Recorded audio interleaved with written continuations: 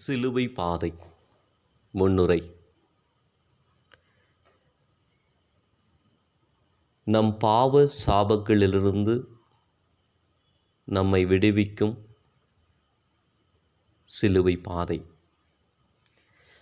நம் சொந்த பாவங்களுக்காகவும் நம் முன்னோரின் பாவங்களுக்காகவும் நமக்கும் நம் குடும்பத்துக்கும் பெரும் சாபங்கள் மோசங்கள் வந்து சேர்ந்திருக்கின்றன. இந்த பாவ சாபத்தினுடைய விளைவுதான் இயேசுவின் சிலுவை பாதை. நமது அன்றாட சிலுவையை நாள்தோறும் சுமந்து இயேசு சுமந்த பாவ சாபங்களில் நாமும் பங்கு பெற்று விசுவாசத்தோடு இந்த சிலுவை பாதையில் நாம் அனைவரும் பங்கெடுக்கின்ற பொழுது கண்டிப்பாக நிச்சயமாக நமது பாவ சாபங்களிலிருந்து விடுதலை கிடைக்கும். ஆமென். முதல் நிலை. இயேசுவுக்கு தீர்ப்பிடப்படுகிறது.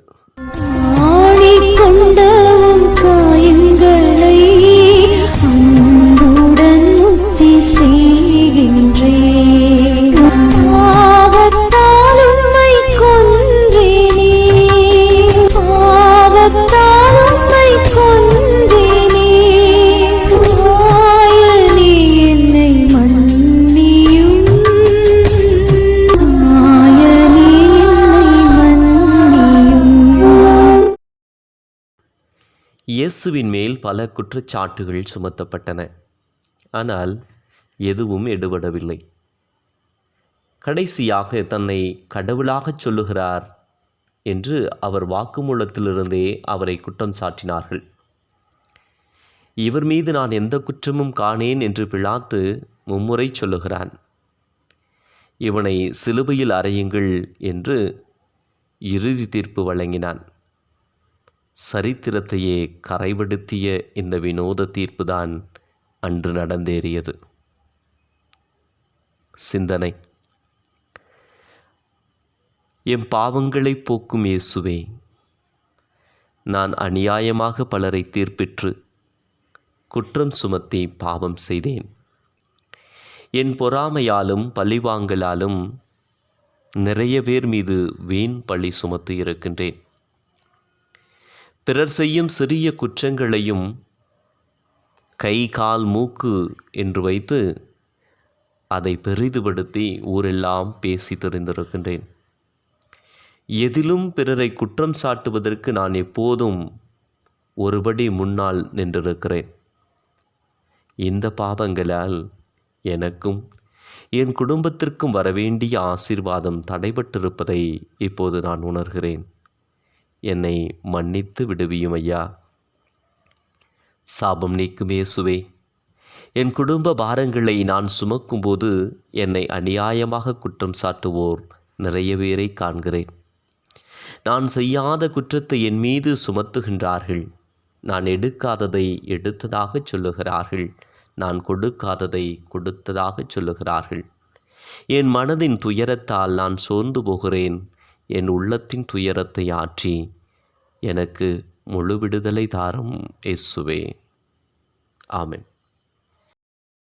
இரண்டாம் நிலை. இயேசுவின் மேல் சிலுவையை சுமத்துகிறார்கள்.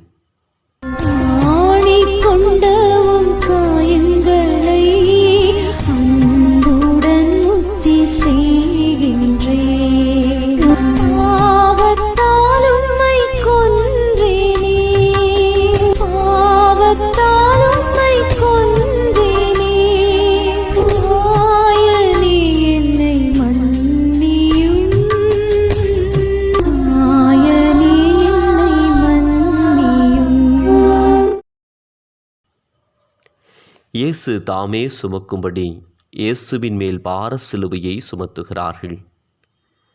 மரத்தாலான அந்த சிலுவையை அவரே சுமந்து சென்று அதில் அவர் அறையப்பட்டு மடிய வேண்டும். மனித குலத்தின் அக்கிரமங்கள் எல்லாம் அவர் தோள் மேல் இங்கே சுமத்தப்படுகின்றன. சிந்தனை. பாவம் போக்கும் இயேசுவே, என் பணிகளிலும் குடும்ப கடமைகளை நான் செய்யும் போதும் அநேகர் மேல் அவர்கள் சுமக்க முடியாத பாரங்களை நான் சுமத்தி விடுகின்றேன். என் பிள்ளைகள், என் பெற்றோர், என் சொந்த பந்தங்களால் தாங்க முடியாத, தூக்கி சுமக்க முடியாத சுமைகளை நான் அவர்கள் மேல் வைத்து பாவம் செய்கின்றேன். எனக்கும் என் குடும்பத்துக்கும் ஆசீர் கிடைக்க இந்த பாவங்கள் தடையாக இருப்பதை நான் உணர்கின்றேன். சாபம் நீக்கும் இயேசுவே, என் சொந்த வாழ்வில் கூட என் வயதிற்கோ என் அனுபவத்திற்கோ மேலான பாரங்களை நான் இப்போது சுமக்கிறேன். குடும்ப பொறுப்புகள் என்னால் தூக்கி சுமக்க முடியவில்லை. பண கஷ்டங்கள், மன கஷ்டங்கள் நான் அனுபவிக்க முடியாத பெரும் துயரங்களாக என்னை அழுத்தி கொண்டே இருக்கிறது. எனக்கு விடுதலையை தாருமையா. ஆமென். 3ஆம் நிலை. இயேசு முதன்முறை கீழே விழுகின்றார்.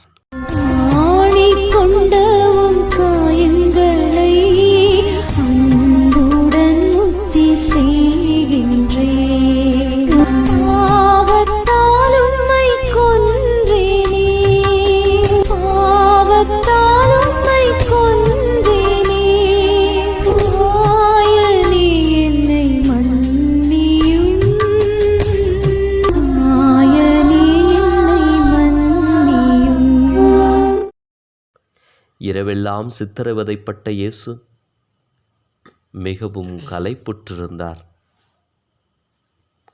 தனியாக நடந்து செல்வதற்கு கூட இயலாத நிலையிலிருந்த இயேசுவின் தோளில் சிலுவையை சுமத்தினர். பாரத்தை தாங்க முடியாத இயேசு தரையிலே குப்புற விழுகின்றார். சிந்தனை. பாவம் போக்கும் இயேசுவே, இது பாவம் என்று தெரிந்ததும் இனி இப்படி செய்யக்கூடாது என்று நான் தீர்மானம் எடுக்கிறேன்.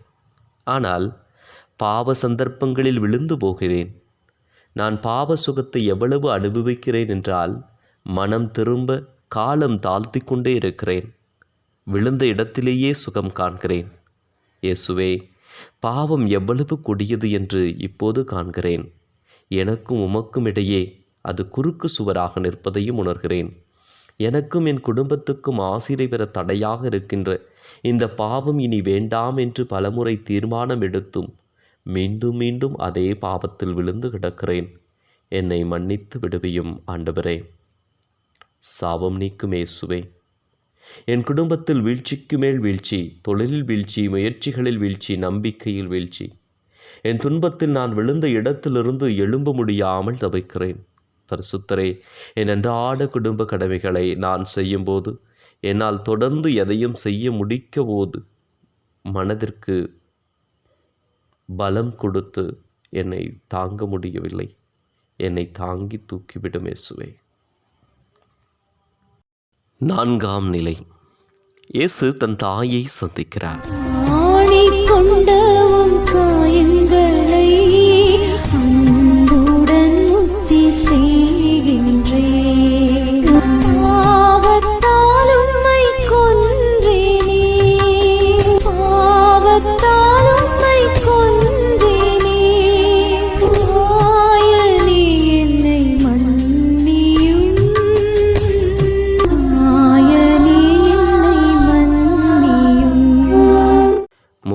ஆண்டுகள் சரீரத்தில் தூக்கி சுமந்த தாய், 3 ஆண்டுகள் மனத்திலும் ஆத்மாவிலும் தூக்கி சுமந்த தாய் தன் மகன் சிலுவை சுமந்து வரும் சொல்லுண்ணா காட்சியை காண்கிறார். தன் தோளை தழுவி வளர்ந்த மகனின் கரங்கள் சிலுவையை தழுவியிருந்தன. தன் முகத்தில் முகம் பதித்த இயேசுவின் திவ்ய முகம் இரத்த கரை படிந்திருந்தது. சிந்தனை.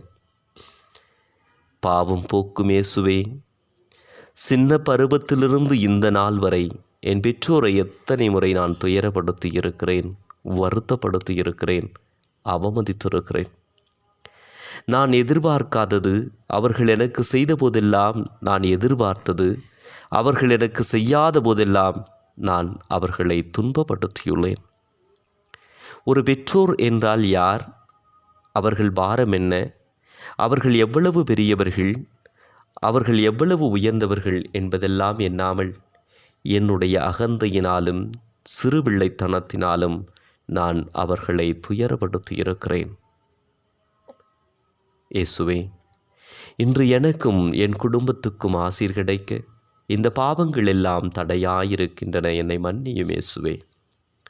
என் பெற்றோரின் மனக்காயங்களையும் துயரங்களையும் ஆற்றும். இன்று என்னை பெற்றெடுத்த பெற்றோருக்காக நான் ஜெபிக்கிறேன். அவர்கள் பசியாலும் பட்டினியாலும் தங்க வீடின்றியும் நோய் நொடிகளாலும் புறக்கணித்தலாலும் மனபாரங்களாலும் சோர்ந்து போயிருக்கிறார்கள். நானும் ஒரு பெற்றோருக்குரிய கடமைகளை செய்ய முடியாமல் தவிக்கிறேன். சொல்கேலா பிள்ளைகளால் துயரப்படுகிறேன். அவர்களின் பாவ வாழ்க்கையால் அவமானப்படுகிறேன். என் பெற்றோருக்கு நான் செய்ததெல்லாம் இன்று எனக்கு செய்யப்படுகின்றன. இந்த பரிசுத்த இடத்தில் உம்முடைய தாயை நீர் சந்திக்கும் போது எனக்கு விடுதலையை பெற்றுத்தாரும் ஐயா. ஆமென். 5ஆம் நிலை. இயேசுவுக்கு சீமோன் உதவி செய்கின்றார்.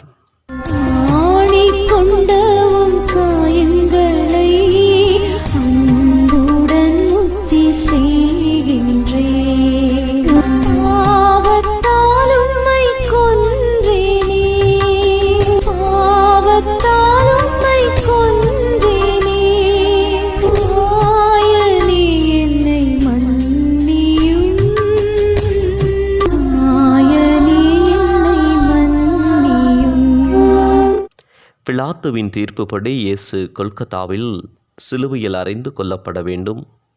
அவர் மிகுந்த களைப்போடு காணப்பட்டார். வழியில் ஒரு வேளை சாகக்கூடும். இது காவலருக்கு பிரச்சனையை உண்டாக்கும். எனவே சிரேனே ஊரானாகிய சீமோன் என்பவனை காவலர்கள் கட்டாயப்படுத்தினார்கள்.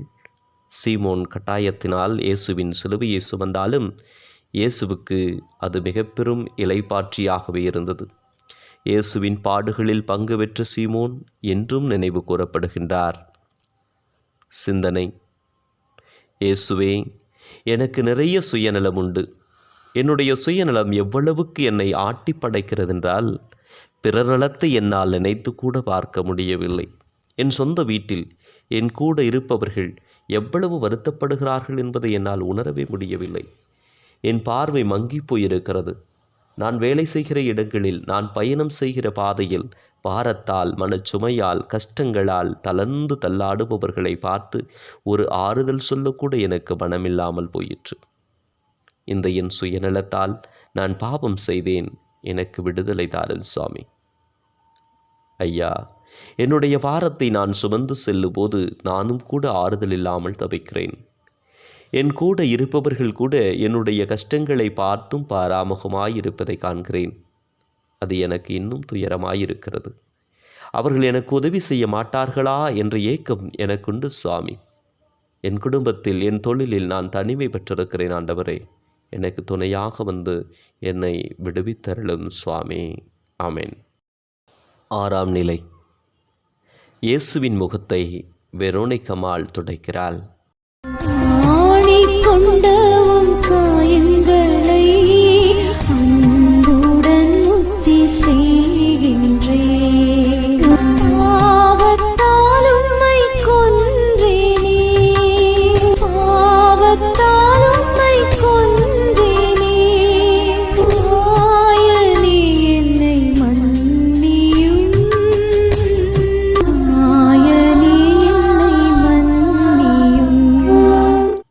அத்தனை நெருக்கடியிலும் ஒரு வீரப்பெண் வெரோனிக்காள் துணிந்து இயேசுவிடம் வருகிறாள். அவருடைய இரத்தக்கரை படிந்த முகத்தை தன் துண்டால் துடைக்கிறாள். இயேசுவின் மீது அவளுக்கு இருந்த அன்பையும் அசையாத மன உறுதியையும் இவ்வாறு வெளிப்படுத்தினாள். ஆண்டவருடைய துன்பத்தில் பங்கு கொண்டதுமல்லாமல் சுற்றிலும் சூழ்ந்து நின்ற அத்தனை கொலைஞர்களுக்கும் அவள் ஒரு விசுவாச வீராங்கனையானாள். சிந்தனை. இயேசுவே, வெக்கம், மானம், கௌரவம் என பலவிதமான மன உணர்வுகளால் நான் உந்தப்பட்டு அகந்தைக்கு ஆளாயிருக்கிறேன். என் வாழ்வில் எனக்கு வரும் கஷ்டங்களும் பாடுகளும் பெரியது என்று என்னையே நினைத்து வாழ்ந்திருக்கிறேன். என் சொந்த மனைவி, என் சொந்த கணவன், என் பிள்ளைகள், என் தாய், என் தந்தை போன்றோர் மனம் சோர்ந்து போய் என்னை பார்க்கும்போது அதை நான் ஒரு பொருட்டாக கூட நினைக்கவில்லை. கர்த்தாவே, என்னுடைய அகந்தையும் நான் என்ற என் செருக்கும் உம்முடைய நிறைவான ஆசீர்வாதம் என் குடும்பத்திற்கு வர தடையாயிருப்பதை நான் உணர்கிறேன். இந்த பாவக்கட்டிலிருந்து என்னை விடுவியும் ஐயா. தகப்பனே இயேசு சுவாமி, ஒரு புறக்கணிக்கப்பட்ட உணர்வு என் இதயத்தை வாட்டுகிறது. ஒரு ஆறுதல் எனக்கு கிடைக்காதா என்று நான் ஏங்கி தவிக்கிறேன். என் உடன் பிறப்புகளிடமிருந்து, என் பிள்ளைகளிடமிருந்து, என் பெற்றோரிடமிருந்து, என் கணவனிடமிருந்து, என் மனைவியிடமிருந்து ஒரு வார்த்தை எனக்கு ஆறுதல் கிடைக்காதா என்று தவிக்கிறேன் ஆண்டவரே. என் மனதின் காயங்களை ஆற்றி என்னை விடுவியும் சுவாமி. ஆமென். 7ஆம் நிலை. இயேசு 2ஆம் முறை கீழே விழுகிறார்.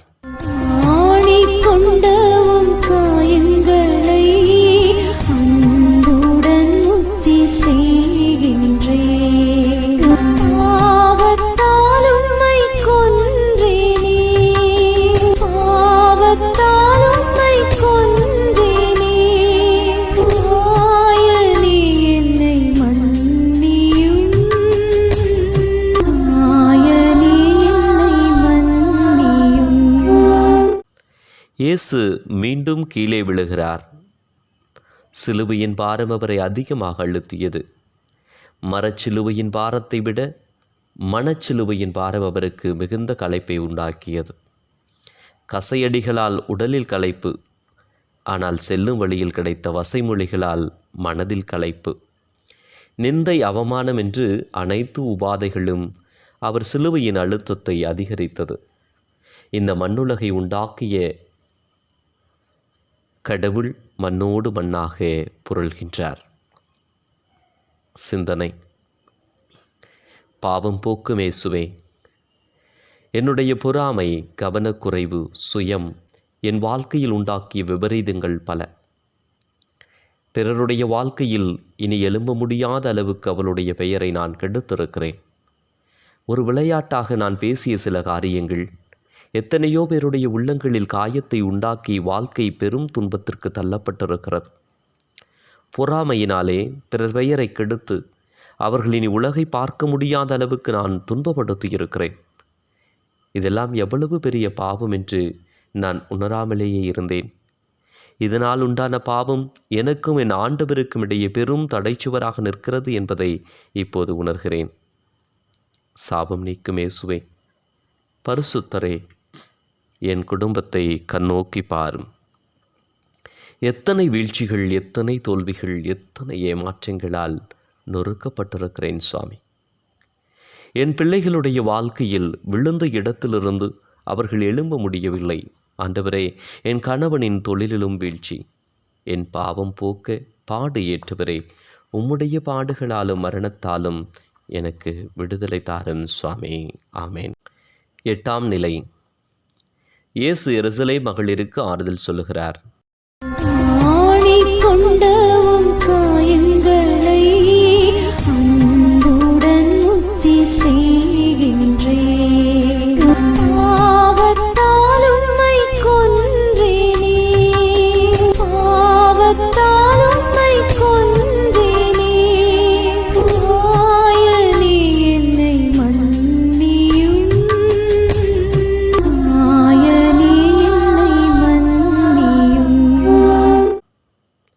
இயேசுவின் பணியிலே அவரோடு இணைந்து உழைத்தவர்களும் பணியில் பங்கு பெற்றவர்களுமாக அநேக பெண்கள் இருந்தார்கள்.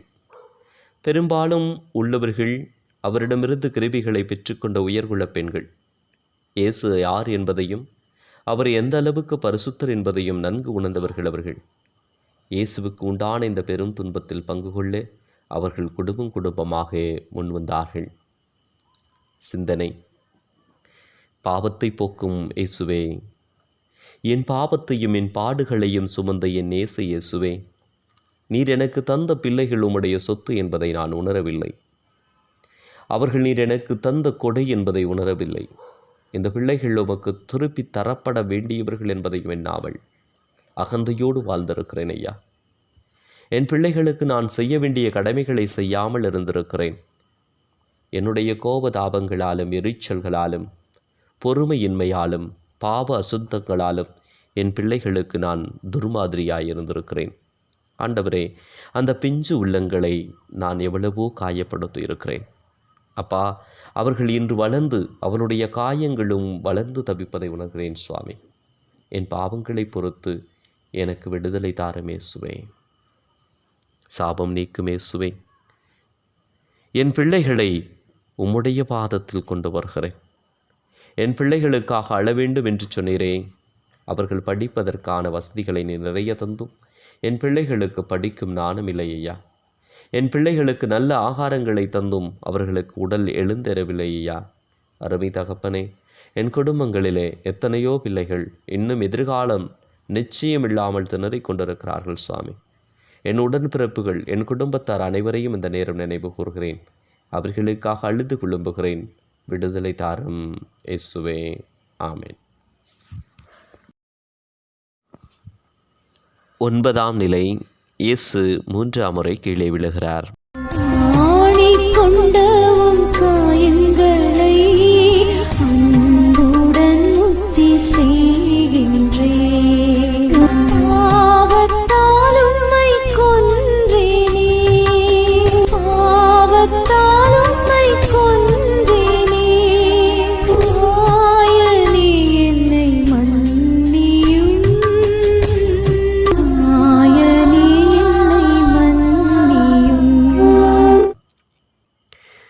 இயேசு சுமந்து வந்த சிலுவையின் பாரம் எவ்வளவு கொடியதென்றால்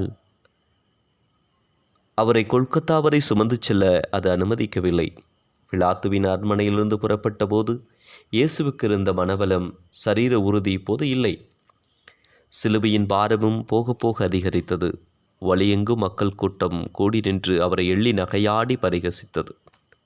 இயேசுவை பற்றி ஏற்கனவே திருப்தியில்லாத யூதர்கள் இப்போது நடப்பதை எண்ணி தங்கள் ஐயப்பாடுகள் சரியென்று உறுதிப்படுத்தினர். இயேசுவை விரோதிகள் தண்டித்தது பொறாமையால்தான் என்று பிலாத்து உணர்ந்தது. 10ஆம் நிலை. இயேசுவின் ஆடைகள் உரியப்படுகின்றன.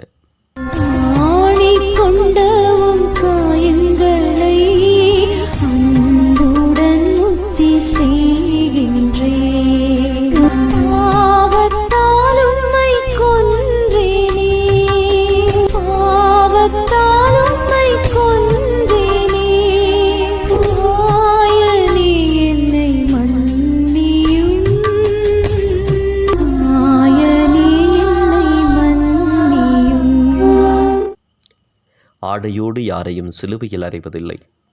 அவ்வாறே இயேசுவின் ஆடைகளை உரிந்தார்கள். இது அவமானத்தின் உச்சிக்கு அவரை அழைத்துச் சென்றது. இரத்தக்கரையால் உடலோடு ஒட்டியிருந்த ஆடை இது. உடலின் காயங்களோடு ஆடைகள் ஒன்றித்திருந்தன. அதை நிஷ்டூரமாக இழுத்து உரித்ததால் இயேசுவின் காயங்கள் புதுப்பிக்கப்பட்டன. இயேசுவே, ஆடை உடுத்துவது அலங்காரத்திற்கு என்று நினைத்து அகந்தை கொண்ட என் கடந்த நாட்களை நான் நினைக்கிறேன். என் அங்கம் மறைக்க எனக்கு அப்பா தந்த ஆடையை நான் அலங்காரத்திற்கு பயன்படுத்தி அநேகரை பாவத்துக்குள்ளாக்கி இருக்கிறேன். அப்பா எனக்கு தந்த ஆடையை என் பரிசுத்தத்தில் நான் வளர பயன்படுத்துவதை விட்டு பாவ ஆசைகளுக்கு மக்களை இட்டுச் செல்லும் கவர்ச்சிக்கு நான் ஆடைகளை பயன்படுத்தி இருக்கிறேன். ஆடையினால் நான் மாசுபடிந்து அழுக்கடைந்தேன். என்னை மன்னித்து என் பாவத்திலிருந்து என்னை விடுவியும் இயேசுவே. சாபம் நீக்கும் இயேசுவே. இன்று உடுதுணைக்கு மறுதுணி இல்லாத நிலையில் என் குடும்பத்தில் அநேகரை பார்க்கிறேன். என் சொந்த பெற்றோர், என் உடன்பிறப்புகள் கூட போதிய ஆடை இல்லாமல் வருந்துவதை உணர்கிறேன். நான் வாழும் சமுதாயத்தில் கூட அநேகர் நல்ல ஆடையின்றி தவிப்பதை பார்க்கிறேன். ஒரு பக்கம் அலங்கார ஆடை உடுத்தி மக்கள் செல்வதையும், மறுபக்கம் ஒரு நல்ல ஆடை இல்லையே என்று பெருமூச்சோடு மக்கள் தவிப்பதையும் காண்கிறேன். இயேசுவே, என் ஏக்கத்தையும் என் உள்ளத்தின் கலக்கத்தையும் பார். அலங்கார ஆடை உடுத்தி அங்கமெல்லாம் காட்டி செய்த பாவத்தால் என் உடலெல்லாம் நோய் நொடிகள். வியாதியில்லாத உறுப்புகளே என் உடலில் இல்லை. மருந்தும் மருத்துவமும் பொய்த்து போக தவியாய் தவிக்கிறேன் சுவாமி. இன்று என்னை உம் பாதத்தில் தாழ்த்தி தருகிறேன். எனக்கு விடுதலை தாரும் சுவாமி. ஆமேன். 11ஆம் நிலை. இயேசுவை சிலுவையில் அறைகிறார்கள்.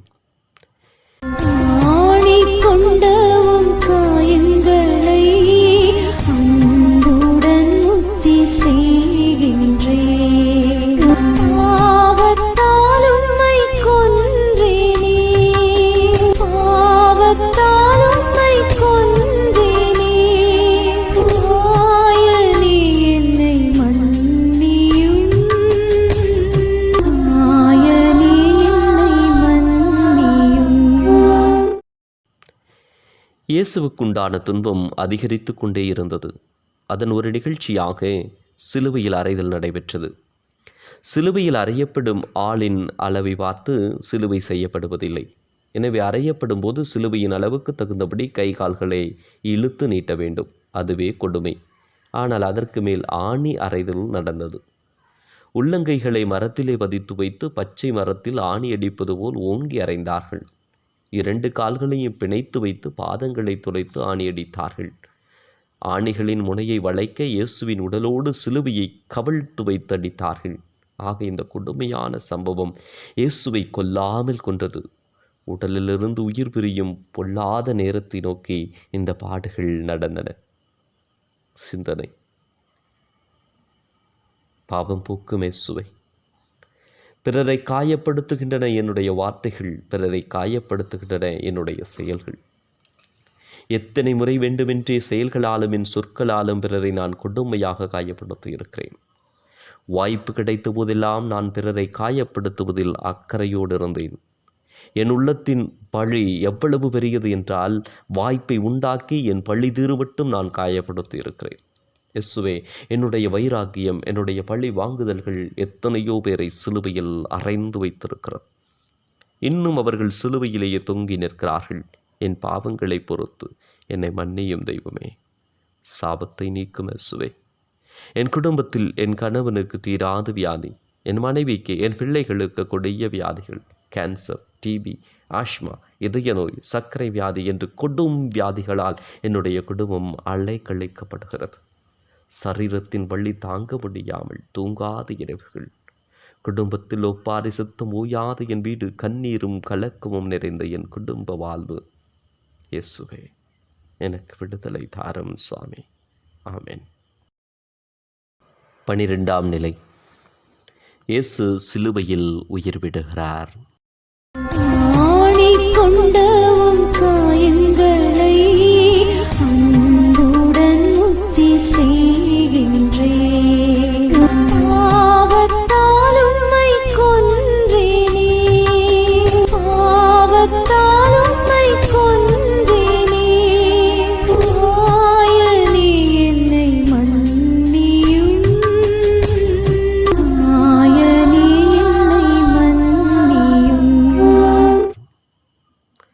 இயேசுவை நிர்வாணமாக சிலுவையில் தொங்கவிட்டனர். உலகத்தின் அத்தனை அவமானங்களும் ஒன்று சேர்ந்து அவர் மேல் சாய்ந்து தொங்கியது. அவர் தெய்வ மகன், மெசியா என்று கூறி புகழ்ந்த மக்களுக்கு முன் நிர்வாண கோலத்தில் சிலுவையில் தொங்கினார். உயிர் உடலை விட்டு பிரிய கடைசி போராட்டம் நடத்தியது. சிலுவையில் தொங்கி நிற்கும் ஒருவர் மூச்சு இழுத்து விடுவதுதான் பிராண வேதனை. இந்த கொடுமையான மரணப்பாடு பல மணி நேரங்கள் நீடித்தன. அந்த மரண போராட்டத்திலும் தெய்வ மகன் தன் பணியை சாந்தத்தோடு செய்து கொண்டிருந்தார். அம்மா, இதோ உன் மகன்.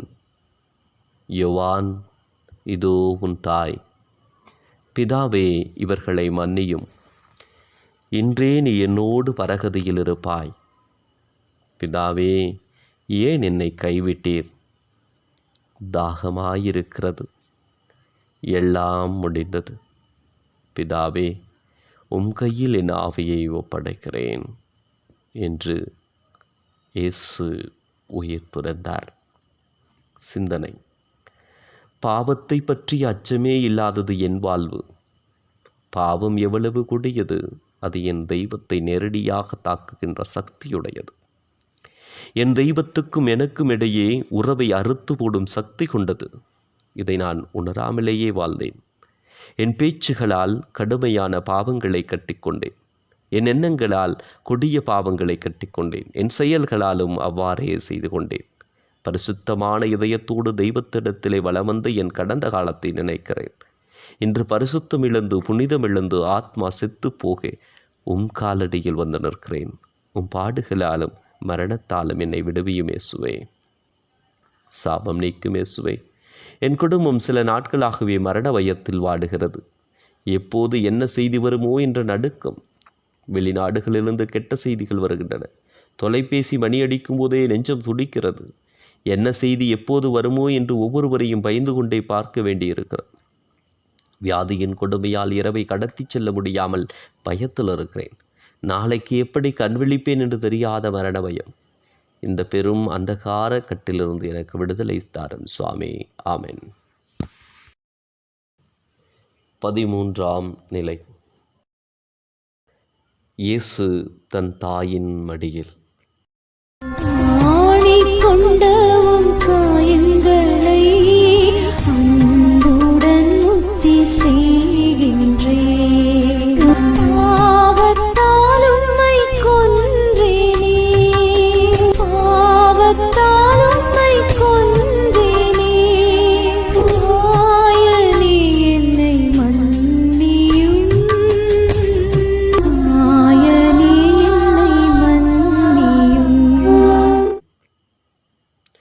அரிமத்தியா ஊர் சூசை நல்லவர், நீதிமான், யூதரின் திட்டத்திற்கும் செயலுக்கும் இணங்காதவர்.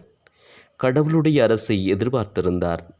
தலைமைச் சங்க உறுப்பினர் இவர். அதிகாரிகளின் உத்தரவு பெற்று இயேசுவை சிலுவையிலிருந்து இறக்கினார். இயேசுவின் நேசத்தாய் மரியாள் அங்கே இருந்தார். அவர் மடியில் இயேசுவை வைத்தார்கள். தாங்குண்ணா துயரத்தில் மரியாள் இருந்தார்.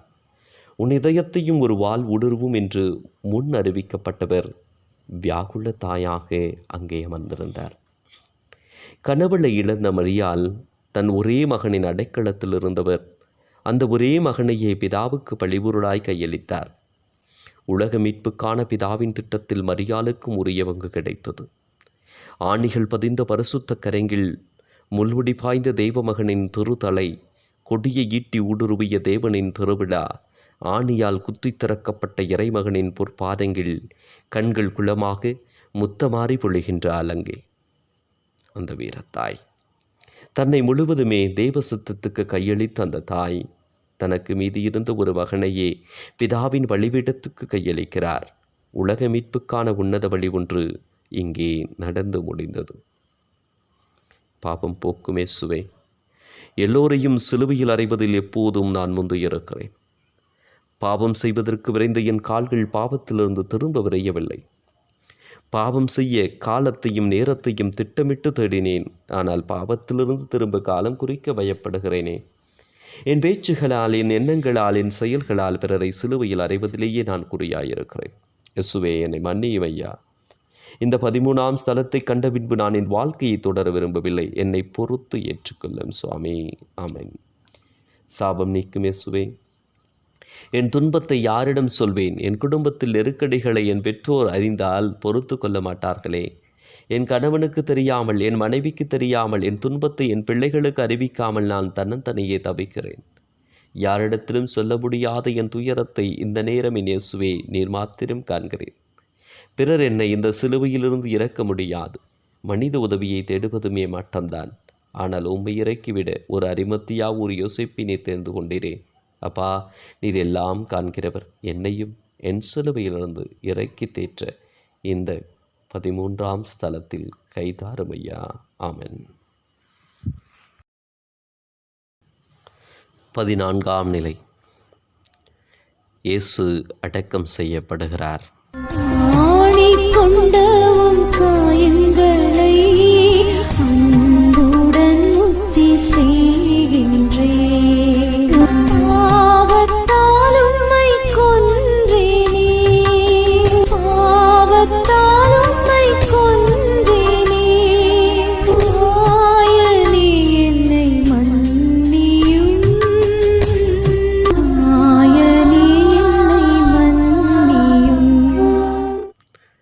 மண்ணையும் விண்ணையும் படைத்த மகா பரிசுத்தர் மண்ணுக்குள் புதைக்கப்படுகிறார்.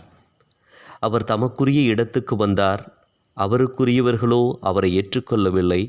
தெய்வத்தை புறக்கணித்த மனிதனின் செயல்தான் இயேசுவின் அடக்கம். கடவுள் வேண்டாம் கனி போதும் என்று தொடங்கிய பாவம், இயேசு வேண்டாம் பரபாஸ் போதும் என்று உருவான பாவம், தெய்வம் வேண்டாம் உலகம் போதும் என்று இன்றும் தொடர்கிறது. இந்த பாவ உலகம் தெய்வத்திற்களித்த பரிசு கல்லறை.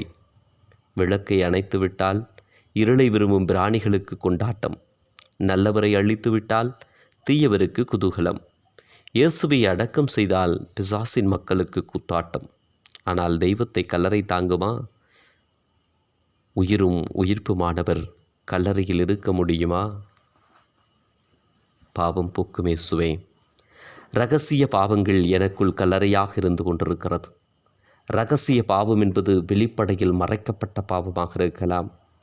ஆனால் உள்மனதிலே புதைந்திருந்து அது புழுத்து புழுவாகி பெரும் மரண ஆபத்தை ஆத்துமாவுக்கு கொடுத்து கொண்டே இருக்கிறது.